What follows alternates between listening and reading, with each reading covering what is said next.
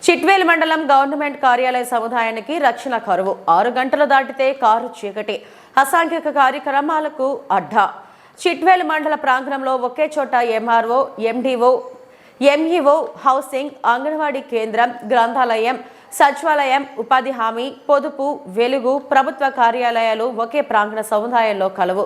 వీటికి రక్షణ గోడలు లేవు, కనీసం మెయిన్ గేట్ కూడా లేదు.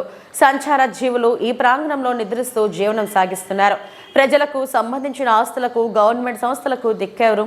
ఇది అధికారుల నిర్లక్ష్యమా లేక ప్రభుత్వ నిర్లక్ష్యమా? ఇన్ని గవర్నమెంట్ ఆఫీసుల్లో ఒకే సముదాయంలో ఉన్న ఒక్క ఆఫీస్కు కూడా రాత్రిపూట వాచ్మెన్ లేడు.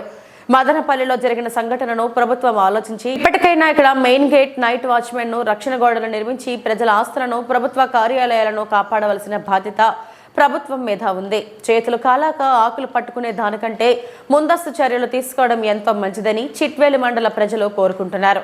ప్రభుత్వ కార్యాలయాల చుట్టూ పిచ్చి మొక్కలతో, పెద్ద పెద్ద కంప చెట్లతో, ఖాళీ మందు సీసాలతో అసాంఘిక కార్యక్రమాలకు నిలయంగా మారుతుంది అని ఈ వీడియో పూర్తిగా చూస్తే తెలుస్తుంది.